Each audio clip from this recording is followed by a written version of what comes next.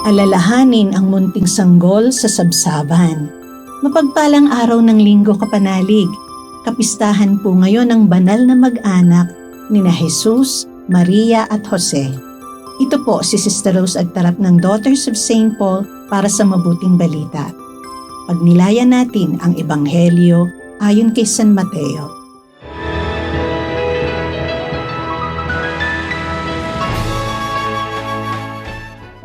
Pagkaalis ng mga pantas, nagpakita kay Jose ang anghel ng Panginoon sa panaginip at sinabi, "Bumangon ka, dalhin ang sanggol at ang kanyang ina, at tumakas pa Ehipto. Manatili ka roon hanggang sa tawagin ko kayo. Hahanapin nga ni Herodes ang sanggol para patayin." Bumangon naman si Jose at nang gabi ring yo'y dinala ang sanggol at ang ina nito pa Ehipto. Doon sila nanirahan hanggang mamatay si Herodes. Sa ganito natupad ang sinabi ng Panginoon sa pamamagitan ng propeta, "Tinawag ko ang aking anak mula sa Ehipto." Pagkamatay ni Herodes, nagpakita sa panaginip ang anghel ng Panginoon kay Jose at sinabi, "Bumangon ka't dalhin ang bata at ang kanyang ina at umuwi sa lupain ng Israel, sapagkat patay na ang mga nagtangkang pumatay sa bata." Kaya bumangon si Jose, kinuha ang bata at ang ina nito at pumunta sa lupain ng Israel. Ngunit nung malaman ni Jose na si Arkelao, ang hari ng Judea, nakahalili ng kanyang amang si Herodes, natakot siyang pumaroon. Kaya ayon sa ibinilin sa kanya sa panaginip, sa Galilea siya nagpunta. Nanirahan sila sa bayang tinatawag na Nazareth. Kaya natupad ang salita ng mga propeta. Tatawagin siyang Nazareo.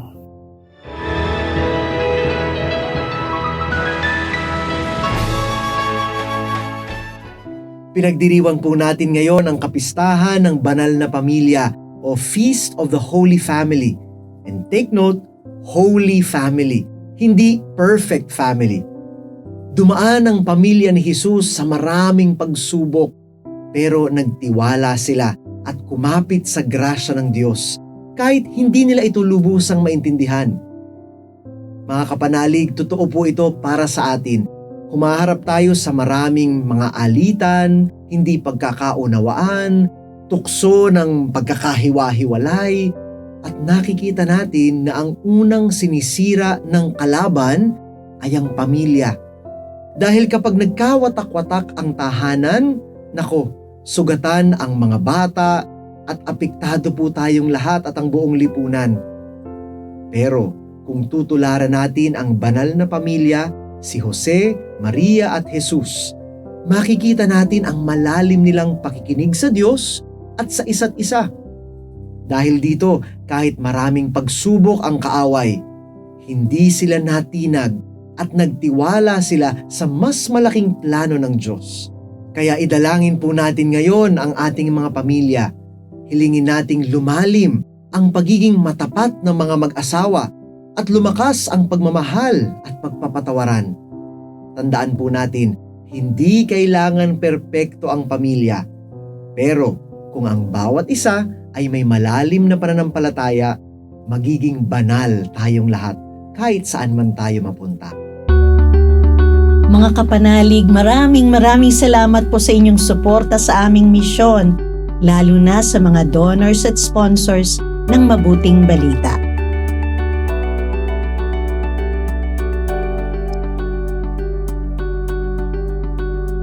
Subscribe, like, share, and follow po lines sa aming social media accounts.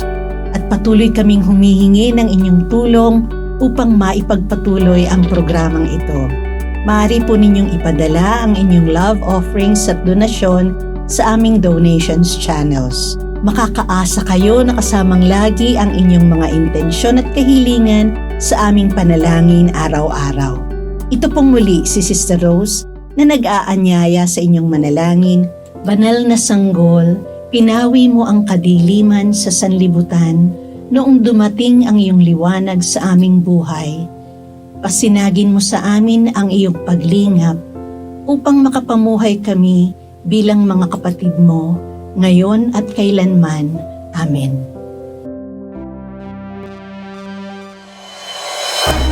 We are here to provide a new way of communicating and proclaiming the gospel.